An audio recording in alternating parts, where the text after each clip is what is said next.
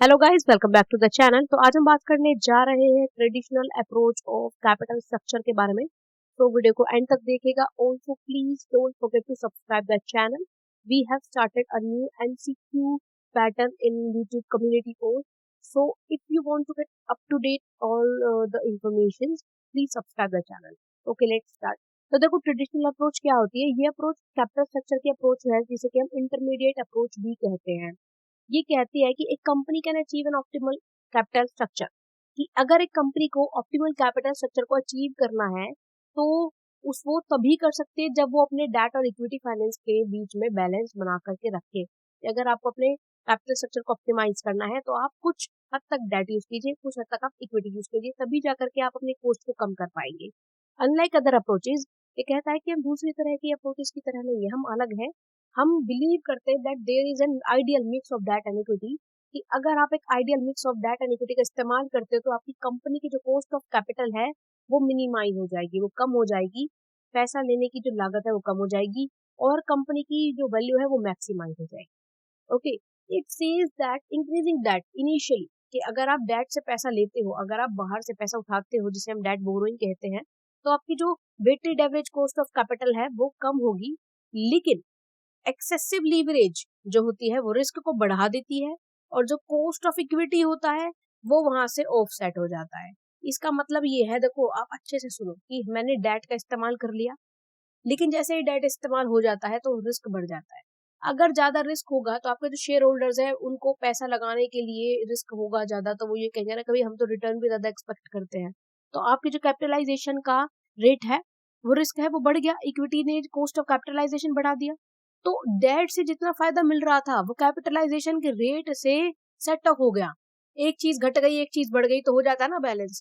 तो इसीलिए आपके जो बेनिफिट है वो तो इवेंचुअली ऑफसेट हो गए ना।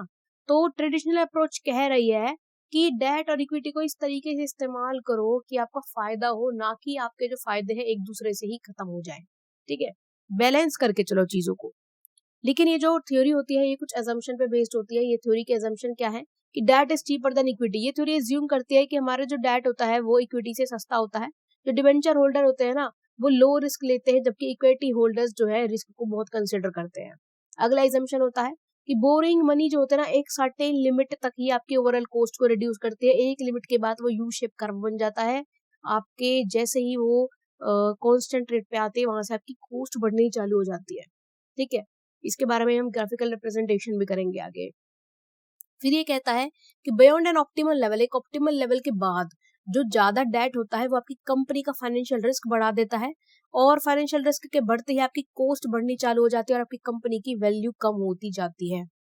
कॉस्ट ऑफ कैपिटल का जो कर्व होता है वो यू शेप होता है, कि डेट पहले तो कंपनी की वेटेड एवरेज कॉस्ट को कम करेगा, लेकिन एक पॉइंट के बाद, beyond a point, it will start increasing your WACC, weighted average cost of capital. तो अब हम जरा इसका एक ग्राफिकल रिप्रेजेंटेशन भी देख लेते हैं कि देखो, डेट इक्विटी रेशियो मैंने एक्स एक्सिस पे लिया है और वेटेड एवरेज कॉस्ट को मैंने जो है वाई एक्सिस पे लिया है। यहाँ पर जब आपकी डेट इक्विटी रेशियो देखो, यहाँ से 12 से चालू होती है वेटेड एवरेज कॉस्ट, जब आपकी 12 थी आपकी डेट इक्विटी रेशियो 0 आ रही है। फिर जैसे ही 0.2 पे आई, आपका जो कर्व था वो और थोड़ा सा नीचे मूव कर गया। फिर जैसे हमारी डेट इक्विटी रेशियो 0.4 पे आई, आपका जो कर्व था ऑलमोस्ट जो है नीचे आ चुका है, बिलो 10.5, बिटवीन 10.5 एंड 10 आ चुका है। फिर जैसे ही आपका रेशियो 0.6 पे आया, ऑलमोस्ट एक्स एक्सिस को टच करने के लिए तैयार हो गया है। लेकिन यहाँ पर ऑप्टिमल पॉइंट कौन सा है, जहां से आपका जो कर्व है, WACC कर्व है, वो बढ़ना चालू कर दे, कांस्टेंट हो जाए और उसके बाद बढ़ना चालू कर दे, उल्टा मूव करना चालू कर दे, यू शेप में टर्न करना चालू कर दे, वो आपका ऑप्टिमल पॉइंट है, जो कि हमारा 0 पॉइंट आपको पड़ेगा कुछ 0.78 समथिंग पड़ेगा। ओके, तो ये जो पॉइंट है आपका ऑप्टिमल पॉइंट है, इतना आपको डेट इक्विटी का जो है यूज करना है। तो ये था हमारा ट्रेडिशनल अप्रोच। यहाँ पर एक और टेबल के अकॉर्डिंग एग्जांपल दे देते हैं कि देखो, मैंने कैपिटल स्ट्रक्चर बनाया है 100% इक्विटी पे, कॉस्ट ऑफ डेट जो है 0 है, इक्विटी 12% है, तो कॉस्ट आ रही है WACC आ रही है 12%। फिर हमने 20% डेट कर दिया, 80% इक्विटी कर दिया, कॉस्ट ऑफ डेट बढ़ गई 6%, कॉस्ट ऑफ इक्विटी 11 हो गई, WACC एवरेज आ गया 10%, घट गई। हमने 40% डेट कर दिया और 60% इक्विटी कर दिया, कॉस्ट ऑफ डेट हमारी 6% आ गई, कॉस्ट ऑफ इक्विटी 10% है, हमारा WACC 9% आ गया, और ज्यादा कम हो गया। लेकिन अब जैसे ही हमने डेट को 60% करा, इक्विटी को 40% करा, हमारी कॉस्ट ऑफ डेट 7% हो गई और कॉस्ट ऑफ इक्विटी 12 हो गई, तो हमारी WACC बढ़ गई, 9.5 हो गई।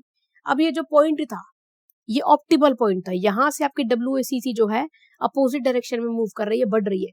तो आपको कौन सा कॉम्बिनेशन यूज करना है? 40% डेट और 60% इक्विटी का कॉम्बिनेशन यूज करना है, because it is the optimal capital structure according to traditional approach. Okay, the moment you get your WACC started rising upward direction, you have to stop using that, and the moment where it gets constant, you have to use that as your optimal capital structure. Okay, फिर हम आते हैं कि traditional approach की stages कौन कौन सी होते हैं। यू शेप कर्व बताया था ना, तो एक होती है डिक्रीज वाली स्टेज, फिर आते हैं कॉन्स्टेंट वाली, फिर आते हैं इंक्रीजिंग वाली स्टेज। तो हम सबसे पहले डिक्रीजिंग वाली स्टेज को इस्तेमाल करते हैं। इनिशियल स्टेज जहां पर जो डेट होता है वो बेनिफिशियल होता है। कंपनी डेट को इस्तेमाल करना चालू कर देती है इक्विटी के बजाय, कॉस्ट ऑफ कैपिटल डिक्लाइन हो जाती है। ऐसा इसलिए होता है क्योंकि डेट जो होता है ना कोस्ट ऑफ इक्विटी से कम लागत लेकर के आता है, डिविडेंड कम देना पड़ता है, देना ही नहीं पड़ता लेकिन उसके लिए इंटरेस्ट तो देना पड़ता है ना। तो जो ओवरऑल WACC होती है वो घट जाती है और कंपनी की वैल्यू बढ़ जाती है। फिर आती है हमारी ऑप्टिमल कैपिटल स्ट्रक्चर की स्टेज, दूसरी स्टेज। यहाँ पे कंपनी जो होता है अपना आइडियल डेट इक्विटी मिक्स पे पहुंच जाता है, हमारा WACC मिनिमम होता है और इसके बाद कंपनी की वैल्यू मैक्सिमाइज हो जाती है। इस पॉइंट पे जो फाइनेंशियल रिस्क होता है ना वो मैनेजेबल होता है, हम आराम से हैंडल कर सकते हैं, कंफर्ट लेवल में होते हैं। इसके बाद आती है हमारी डेंजर स्टेज, फाइनेंशियल डिस्ट्रेस की स्टेज, जहां पर एक्सेस डेट होने के कारण हमारे जो फाइनेंशियल रिस्क होता है वो बढ़ जाता है। इन्वेस्टर हाई रिटर्न डिमांड करने लगते हैं अपने रिस्क को कंपनसेट करने के लिए और कॉस्ट ऑफ इक्विटी राइज हो जाती है बहुत तेजी से, जिसकी वजह से WACC weighted average cost of capital बढ़ जाती है और कंपनी की वैल्यू घटनी चालू हो जाती है। ठीक है, क्योंकि एक्सेस डेट की वजह से फाइनेंशियल डिस्ट्रेस हो सकता है और बैंकरप्सी तक हो सकती है। As I said, Reliance communication की हुई थी, जेट एयरवेज की हुई थी। ठीक है, फिर हम आते हैं कि हमारे कैपिटल स्ट्रक्चर, ट्रेडिशनल अप्रोच का जो कैपिटल स्ट्रक्चर होता है उसका फायदे क्या होता है, एडवांटेजेस क्या होते हैं। यहाँ पर आप रिस्क और रिटर्न के बीच में बैलेंस क्रिएट करके रखते हो। ये सजेस्ट करता है आपको एक डेट और इक्विटी का मिक्स, एक ऑप्टिमाइज कॉस्ट आपको देता है।